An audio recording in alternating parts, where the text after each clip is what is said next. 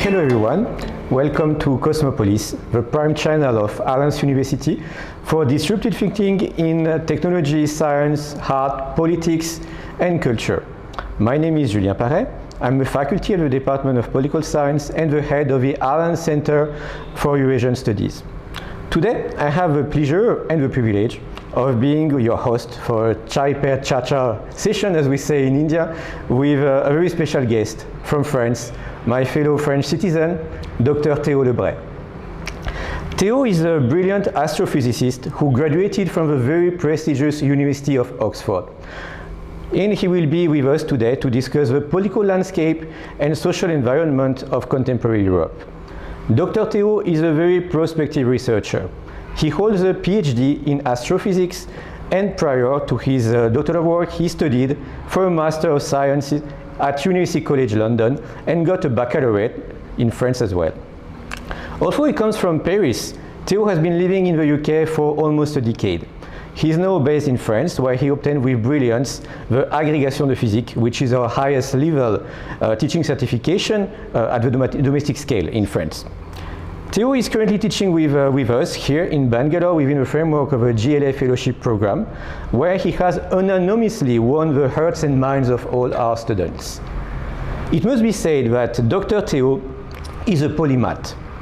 He is a scientist of the same caliber as such as big names like Robert Oppenheimer or Richard Feynman, in the sense that his field of expertise is not only related to physics, but also to the whole scope of humanities and also political science.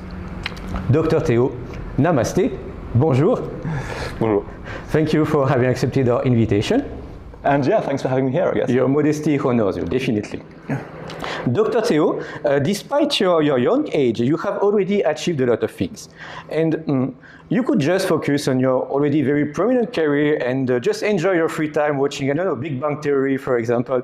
But as a famous spider philosopher once said, with great powers comes great responsibility, right? So, Théo, could you explain to our audience why political literacy is important and why politics in general matter, not only I would say in the whole scope of our existence, but also in physics and in astrophysics?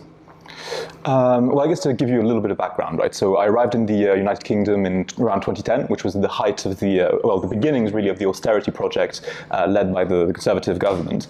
And I think that's sort of when I came to political awareness, I think, and I was, I think, in some ways very affected, right, by the atmosphere of these the student protests in 2010, and then later on I was very enthusiastic about the rise to prominence of people like Jeremy Corbyn in the Labour Party.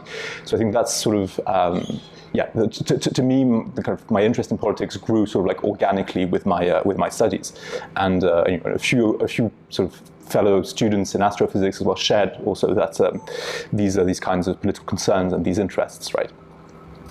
I don't know that to me my interest in politics is directly related to the way I view the world in terms as a physicist, but I mean, I guess I do still consider it necessary. I bring my scientific worldview basically to the table when I think about politics. Really, I think it is something where I can't help using the concepts from physics and things like that to interpret and make sense of the world around me. I guess that might be the sense in which physics can be informs my political understandings.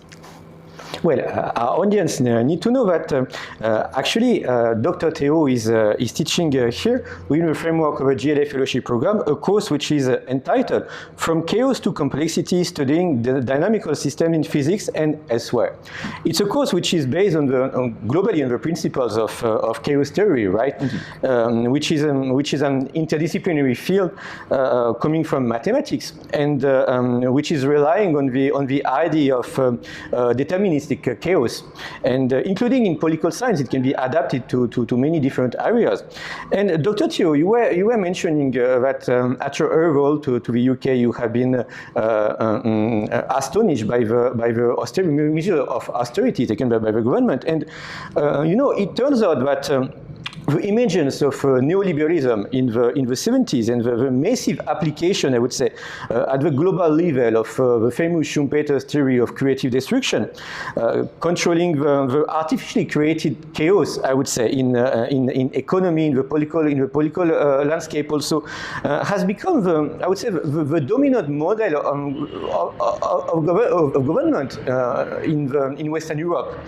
And we have this the example, for example, of a famous NATO shock and awe doctrine. We have also the shock therapy in economy in the European Union. So I would like to ask you this question: how do you think that young citizen, new generation, can find ways to, I would say, to resist to the chaos and to put this chaotic world in order? So I'd begin by saying that basically chaos has a very specific meaning in physics, right? It's less to do with a disorder than it has to do with systems that are prone to certain types of instability, to sensitivity to what we call initial conditions, right? So really, I would say that actually the way in which chaos theory has perhaps influenced sort of political decision makers' worldview might be in the sense that I think a lot of free market fundamentalists will tend to see the teaching of chaos theory as being that essentially a system governed by the simple dynamics of pure self-interest can somehow give rise to a world in which from which emerges a sort of like broader, happier order, right? And I think this to my mind is non-scientific, and I very much reject this interpretation. But I would say I don't know that I specifically apply sort of the metaphors of and the concepts of chaos theory to politics in that sense, but I think the kind of resistance to shock doctrine, to these very violent interventions, right, of neoliberal institutions into the lives of ordinary people, this is. There is one thing that you can draw from the study of dynamical systems, is that a system has to have resilience, right? And I think that basically one of the problems is that in a lot of these places, right, if you think about post-Katrina New Orleans, the places where the shock doctrine was applied ruthlessly in periods of crises, right? When there was an ability to resist these changes, it was because there existed a sort of resilient community relationships that were able to push back, I think, despite the disorganization and the chaos. So I think perhaps the idea of the resilience and robustness of dynamical systems is maybe there's a metaphor that could apply usefully, but. That's very interesting, right? Yes, that's right. What you have said just remind me, the very famous statement by Michel Foucault, according to which, where you have power, you also find resistance. But I would say that one of negative consequences of neoliberalism is the fact that it tends to disseminate power. So it is very complicated to identify this source of power and to find how to resist to this source in general. That's something I would definitely agree with.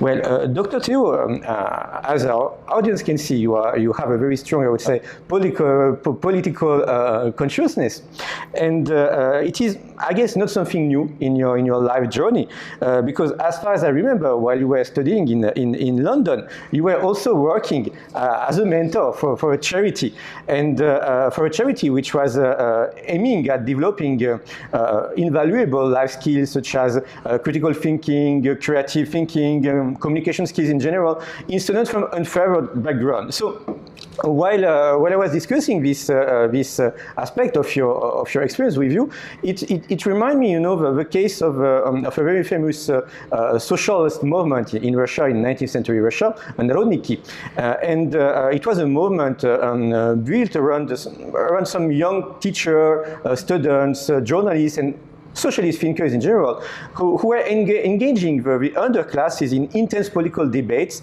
with the aim at challenging the existing order, shifting the narratives. And I would like to ask you this question, Dr. Théo. What are your views on socialism? Yeah, so basically, to come back to the original, so I was working briefly for this charity called DebateMate, which was teaching debating skills to children and pupils from poorer backgrounds in particular, and I think so obviously it was mostly just a student job, but I think what I got from it was a sense that actually to a lot of people coming from these backgrounds, the idea of just taking a stand at the pulpit, just expressing their thoughts and opinions in a way that is unfettered and unabashed was something that they engaged with great difficulty. They engaged in this with great difficulty, right? And so I think it was a very interesting experience in that sense to be just teaching them the tricks of the trade, right? Because I think in many ways that's the thing. People like Boris Johnson. What do they get from their education? Just the completely unearned confidence of being able to just debate any subject that they want with great confidence, despite quite often not necessarily knowing much about it, right? And I think that was the thing, right, as well. I think I did wish to impress on these students that not to be overly cowed, I think, by these demonstrations of public schoolboy debating skills, and that they could debate on an equal footing with these people, and I think that was something that I thought was an interesting aspect of this thing. And as for socialism, basically, I think I just grew towards it over the course of my studies. I think it was just from the direct experience, of just looking at what Britain was fast becoming under conservative rule. Just I remember a few years ago when the British Medical Association had published a report claiming that around more than 100,000 people had died as a result of just budget cuts, right? And then this is something that has to be imagined, right? That these people died because there was not enough heating in their homes, because there was not enough food on their tables. They died of loneliness, they died of substance abuse, and of untreated social ills, basically. And I think that's something which I just found the image of that just completely incredible, given how wealthy the United Kingdom is, and also when the Labour Party elected Jeremy Corbyn as leader in 2017, I think suddenly for a lot of people of my generation in particular, there was a sense that it was hope, right? That actually the word socialism was no longer taboo. That one could say just out of a matter of principle, that the state of affairs in the current world is just not acceptable, right? It's not human, at least not humane, and that to some degree, it's still, as it was in the beginning of the 20th century, socialism or barbarism, basically. So yeah, I think that was the kind of political journey. Actually, talking about socialism, if we consider the failure of Soviet communism in the 90s, if we also consider, I would say, the betrayal of the European social democracy at the very beginning of the 21st century, and the overall disappointment of left-wing populism, as it happened with Syriza in Greece or with Podemos also in Spain, in the aftermath of the 2008 financial crisis, do you think that it is still reasonable to think that left-wing politics still have a future in Western Europe?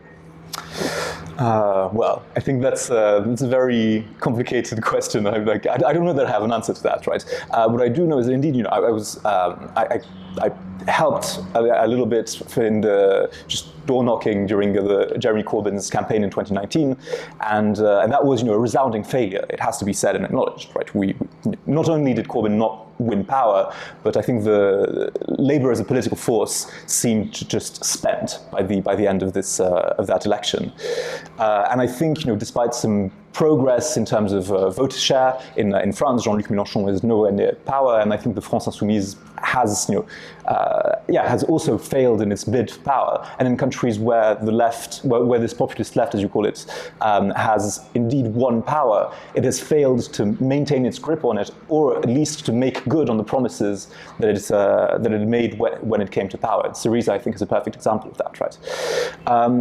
So I think it's a very complicated question, because I don't think that we have any other alternative for the moment. I think that in Europe, at least, I see that the left populism is still the best that the left can do, it seems, and it's clearly not enough.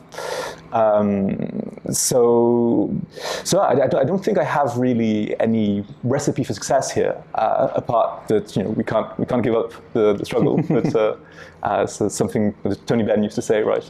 Toughen up. There is only the struggle. The reason why I wanted to ask you this question is because, in the Western left, there is a strong division between the old left, so-called old left, and new left. And as you know, in the West, I would say that the decline of left-wing politics started when the fractural lines between the old left and the new left have been drawn in the 60s and 70s on the US campuses under the influence of the so-called French theory with philosophers like Michel Foucault, Gilles Deleuze, Jacques Derrida, who coined the concept of deconstruction. And it has, I would say, totally transformed the ideological matrix of left-wing politics, switching, I would say, from Karl Marx and Stalin to Judith Butler and Justin Trudeau, which is absolutely not the same. And since then, I would say that it is often considered in Western countries that since this era, the left has stopped talking to the working class population, and the left has tended to behave in a very neoliberal way, I would say, by dividing the population between competing categories, like, for example, women against men, like native or immigrants against natives, or heterosexuals against homosexuals. And do you think that there is still a chance for left-wing politics, I would say, to unify and to come back to the good old left politics? So what I would say is that actually the kind of class-based politics has not disappeared, right? I think in particular, so Trudeau definitely, I wouldn't consider him left, right? He's just a liberal, right? Plain and simple. I mean, he's, I think, in the Liberal Party of Canada. But as for class politics in Europe, I think it's very much not dead, right? And actually, Corbyn proved that you could make some headway, right, based on, with the kind of class-based narratives. Because really, what was the slogan of Jeremy Corbyn? And it was we are many, they are few. And it was really, he was relentlessly using the word, working class, which, in European countries and in America, for instance, it was practically taboo for a long time. And Sanders also uses the term working class, which hadn't been used by a mainstream Democratic candidate for decades, right? Now it was all about, the middle classes or, working people, working families, right? The idea of a working class had basically vanished, I think, from politicians' speeches. And I think that's no longer the case. I think what the new left has maybe brought to this understanding, though, is that I think there's no what people like Corbyn, people like Mélenchon, I think to some degree as well, and realize is the working class is it is multi-ethnic. It has it has all kinds of sexualities, cultures, and I think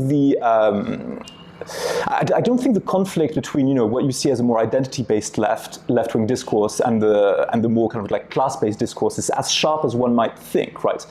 I remember that, for instance, during the Gilets jaunes protests in France, which were pretty, which had in some parts of it, a very class-based discourse, but you also had people coming from, the French BLM movement, right? So I think that there was, and I think in Mélenchon's movement, there is an understanding that actually, the working class of France, it also lives in the suburbs. A lot of them come from immigration. They might, a lot of them will be, they'll be LGBT, but they'll also be Muslims. So I think this kind of idea of a monolithic working class, kind of like the sort of like the idea of the male worker working in a factory and white and with a hard hat, like that's vanished, right? But to be fair, that working class doesn't really exist anymore, and it never really was that prominent, right? It was always the way that we imagined the working class to be, but actually, the working class has always had women, carers, people, cleaners. These people are working class, right? So I think that's one of the things that I found really encouraging, actually, with people like Sanders, people like Corbyn, is that in their campaign they were always putting these workers front, right? So they were always picketing during strikes. You would always see them interviewing, just union members and things like that, and the unions that most supported them would be nurses unions. They would be postal worker unions. So all of these people are the working class, and they are also very diverse, as a liberal would say, right? But I don't know that there's necessarily any opposition between these things, right? The material interests of the working class are the materials interests of the working class. Like that's not I think nothing's changed in that sense, right? So I don't see a sort of very sharp conflict between this kind of new left, old left. I think some bits of what used to be the new left have just become liberals, right? They're no longer part of the left at all. But people like Trudeau were never really part of the left. I mean, he's a dynastic heir to a previous Canadian prime minister. I mean, there's but I don't. Yeah, for instance, I don't see that that someone like Sanders or Corbyn or even Mélenchon actually would necessarily say that that the struggles of the working class are somehow antagonistic to the struggles of feminism or to the struggles of migrants' rights, whatever. These things are all broadly part of the same struggle, I think. Well, the reason why I wanted to ask you this question, it is because, as you know, my core specialty is Russian politics. Mm-hmm. And it turns out that in contemporary Russia, apart from a few very, I would say, very marginal, westernized small groups of parties, the left has not made, I would say, the shift toward postmodernism and neoliberalism. And in Russia, most of leftists, they don't talk about ecology, about racial issues, about LGBTQ policy, or about racial inequality, and so on. So I would say that in Russia, they tend to be socialists, but at the same time, nationalists and conservative. And don't you think that, I would say, to regain the trust of society, the European socialists could try to call in question, I would say, their discourse about immigration, about, I would say, social justice and so on, and maybe to try to find take some inspiration from China, from Vietnam, from Russia, where I would say, or from Latin America also, where the left is maybe more traditional, more conservative. I think like Latin America is a good place to start, right? Because I think if you look at the struggles of if you look at the successes really of the Latin American left, people like Lula, like even Chavez at the beginning, people like Evo Morales and stuff. All of their struggles, they were very much their discourse was very much class based, but I think they all also integrated a notion of notions of social justice, notions of also like actually racial ethnic justice, right? Because all of these successful Latin American left-wing movements were based on also the struggles of indigenous peoples. They were based on racial justice as well. Like Lula, I think, was loathed by the far right, amongst other things, because he insisted on free education for poor people in the favelas. He insisted on forms of affirmative action as well in Brazilian universities. And I think these. I don't think that these things can be dismissed as just liberal fancies, right? I do think that it has a place in class-based politics. I don't think they can be a substitute for class-based analysis. And I think when they do become a substitute for class-based analysis, they do become just a way for neoliberalism to divide people, right, and to basically waste everyone's time. But I think that integrated in a class-based discourse, they're very powerful things, because I think what the identity politics gets right is that we all do identity politics, right? Politics is something that does always tie in to who we think we are, right? So obviously, material interests and sort of like materialistic analysis of politics is always going to be very important. But there is always going to be an identity, an identity-based drive in politics. I think that's just inevitable, and so I think that where the left has been successful, it has kind of harnessed these two things together, right? The material interests and the sort of more identity-based, more social justice-based narrative. And when these two things can work together, they do produce I think, results which are powerful. Right? Latin America, to my mind, is the only sort of success story, as you might say, of the left in decades. Right? And it's a very partial success, and it's a success that, as we saw with Bolsonaro, with the coups in Bolivia, and things can be very easily reversed. But it's still a success nonetheless. I think probably more so than anything that the European left has done in decades. Like if you look at the way poverty declined under Lula.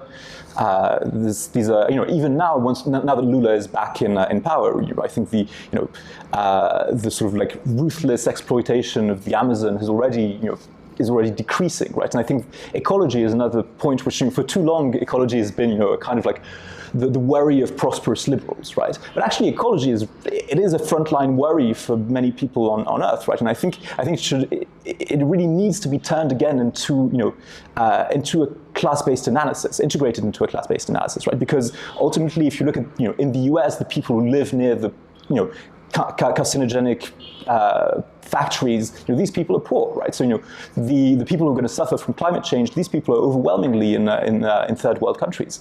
So I think this is something that you can no more isolate the effects of climate change from kind of social and economic justice, I think, then you can isolate. It used to be that the old left was socialist and anti-imperialist, and today I think you have to be socialist, anti-imperialist, and also ecologist, right? Because all of these things are on the same front line.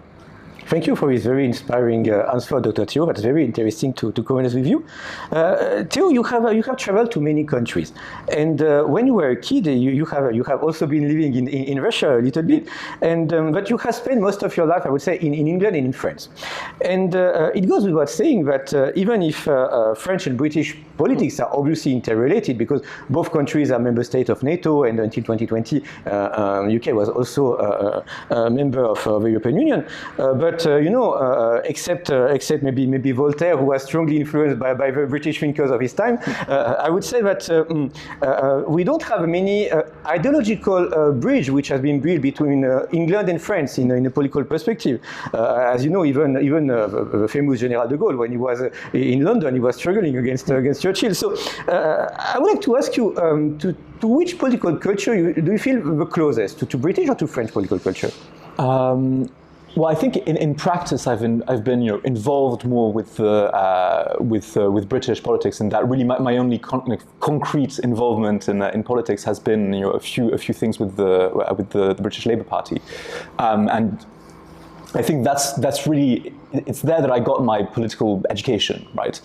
But I would argue that's kind of one of the nice things about the internationalist left, is that it is international, right? I don't think that there was anything specifically English or British about the way that we discussed issues in the Labour Party, right? And actually, one of my favorite instances, actually, one of those like little moments that gives hope, right? Is when Mélenchon came to the British Labour Party conference a few years back, so that would have been maybe 2018 or something. And the thing is, Mélenchon speaks very little English, and he hates it, so he never actually speaks English. And Corbyn has no French.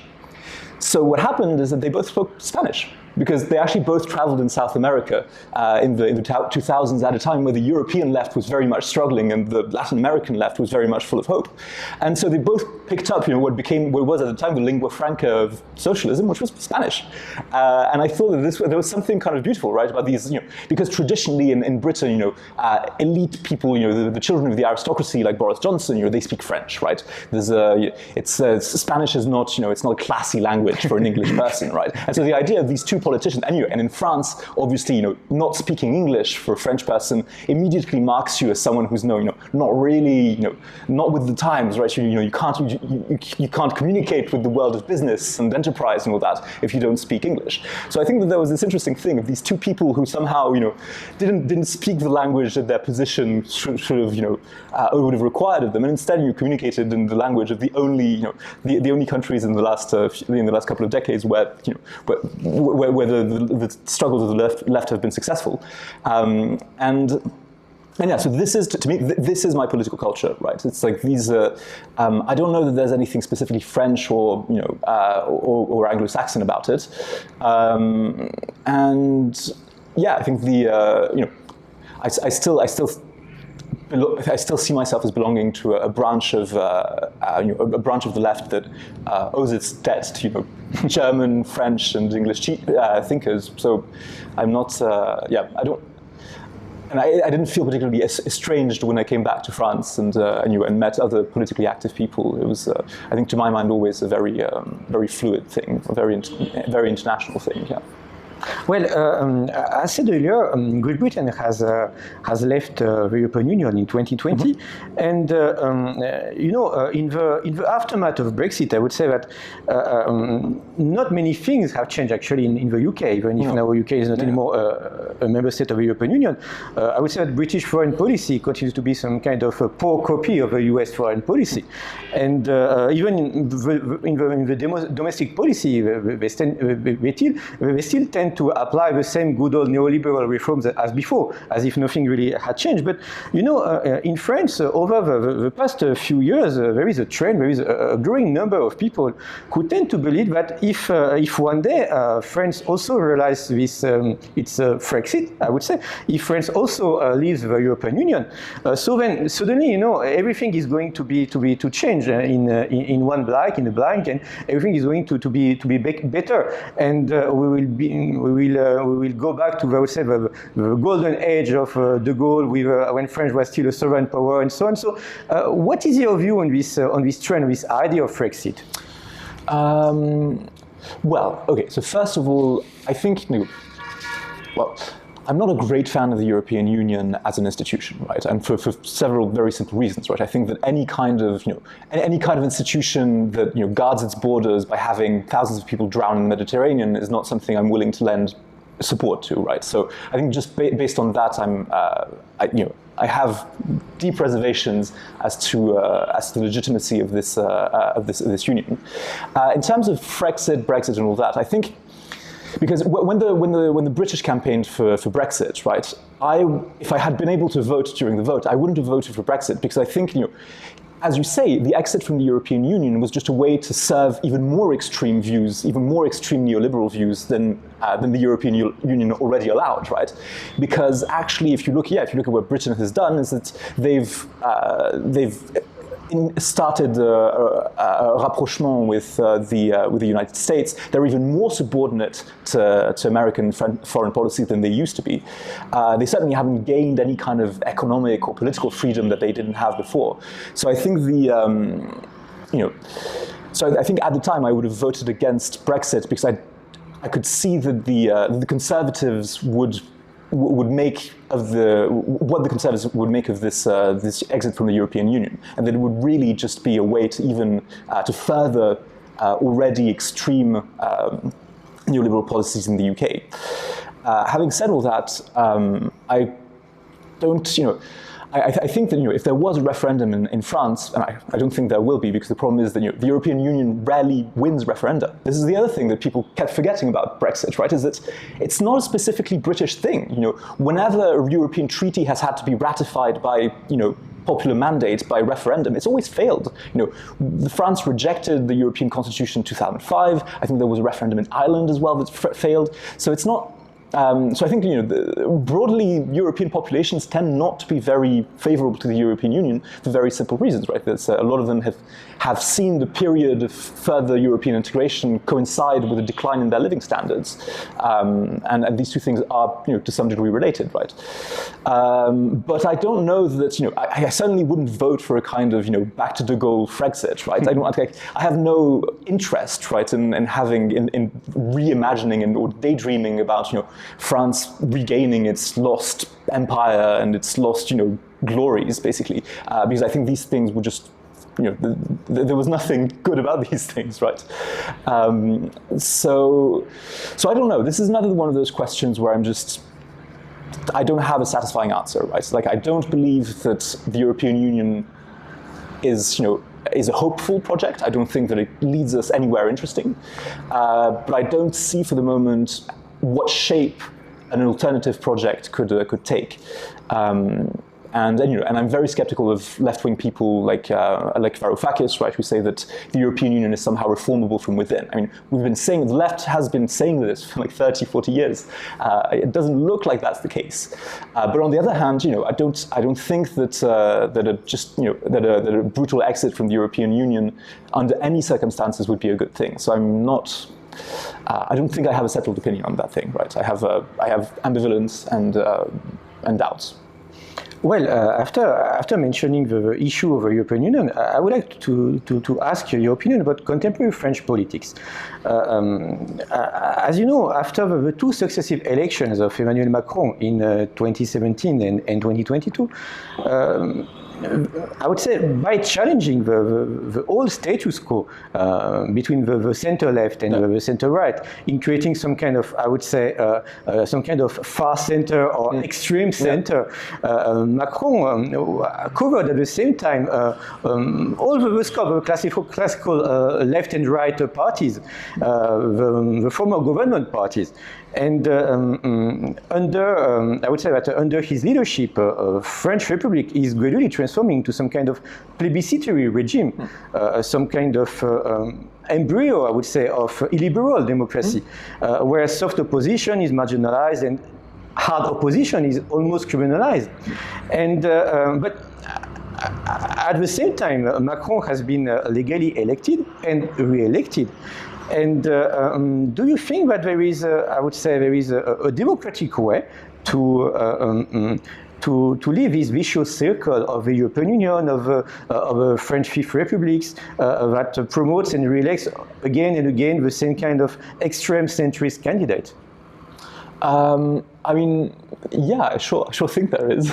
I sure hope there is, at least. I do think it as well, and I do believe it, right? But I think what, well, as you say, the problem is that the institutions are no longer functioning properly, right? I don't think I don't think we'll get another Mitterrand moment, right? So, the left is not, and even Mitterrand turned out to be very disappointing, right? So there's that as well, right? So I think, based on the institutions of the Fifth Republic, there isn't a very bright future for the left in France. And indeed, the situation for the past, I don't know, so more than, I guess, almost 20 years now, since Le Pen went to the second round against Chirac, the situation has been that, some uninspiring center-right or center-left candidate makes it to the second round, and then, everyone has to vote against the far right. And this, it's not a very inspiring spectacle, right? Every few years you get asked the question, do you want a fascist or do you want a neoliberal? And people would still rather have, I would still rather have a neoliberal than a fascist, right? But nonetheless, right, the fact that this is the choice we keep getting again and again tells us there's something very deeply wrong about our electoral system, or about the way that our political institutions are functioning these days. And how do you get out of that? I think just, organizing, basically. I think, the problem of the left these last few decades isn't just that, they can't win elections. It's that, that the deep-rooted institutions that gave it power, the unions, even, kind of like deeply rooted mass membership parties, these things have tended to disappear. In France, for all the, I think, for all that is interesting in the France Insoumise's manifesto, that France Insoumise is not a mass membership party. Like, I don't think there is, it doesn't have anywhere near the amount of reach or power that even, say, even the French communists or the Italian communists used to have in the 40s and 50s, right?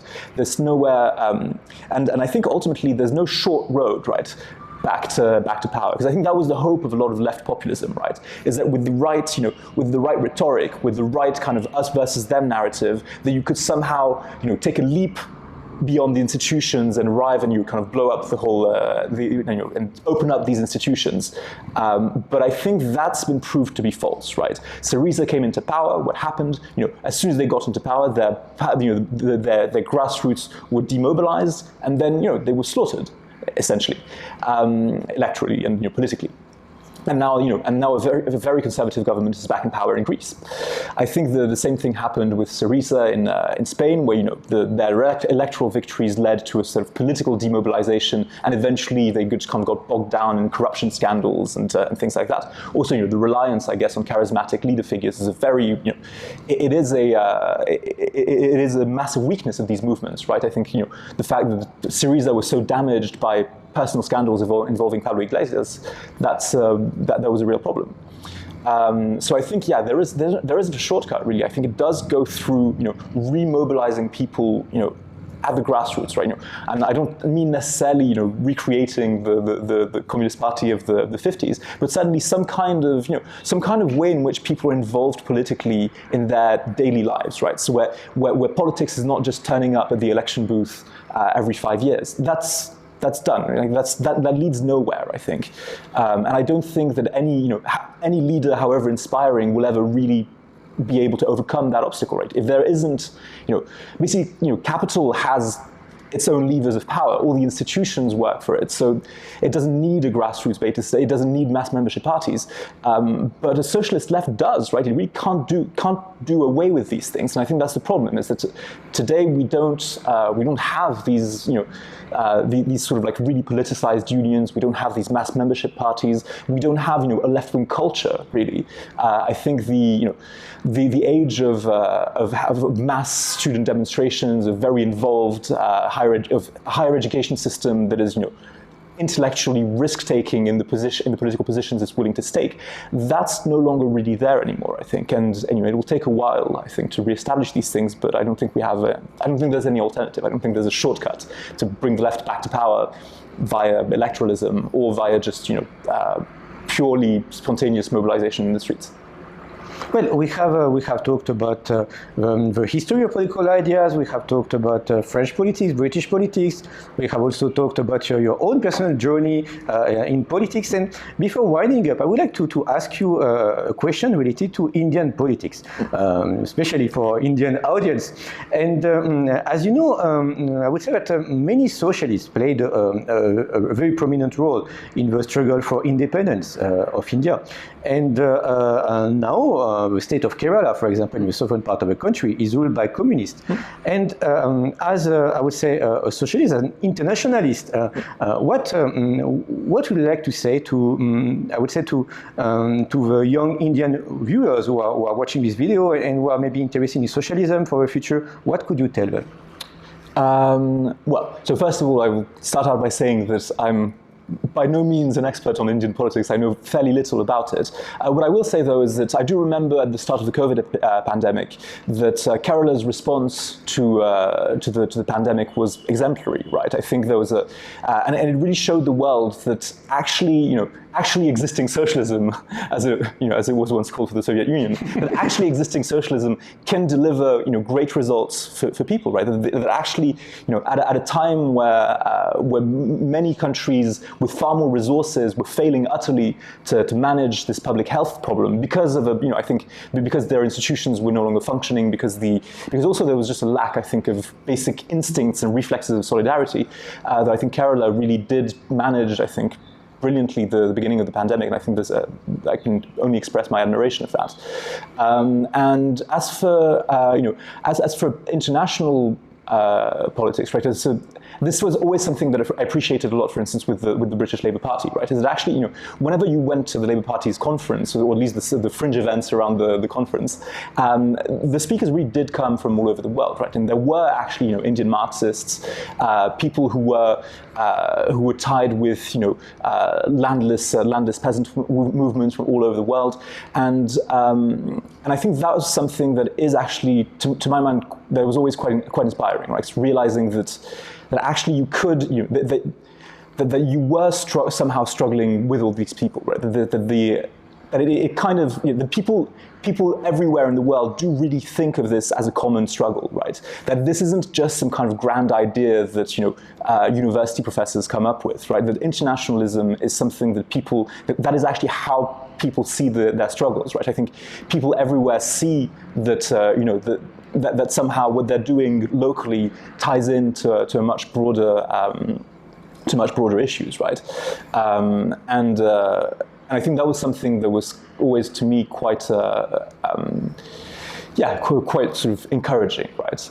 And I would say, as someone who's spent the last 10 years or so, nearly 10 years in the UK, right? That however inevitable the dominance of reactionary politicians seems, right? They do go away in the end, right? So I think I think for those in India who feel like they're condemned to reactionary rule for the rest of their days, that's and to people in Russia, I think as well, who might feel the same way. I think that the words of the kind of like the great resilience and patience of Tony Benn, the English socialist, always come back to mind, right? As this is a man who he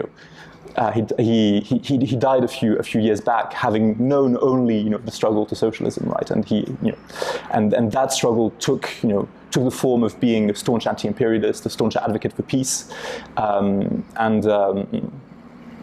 I think that's something that we can kind of all take inspiration from, I guess. Thank you very much. Thank you very much, Théo, for this very interesting interview. It was great. It was very pleasant for me to talk about politics with you. Thanks. Yeah, Thank you so much. Thanks a lot for having me.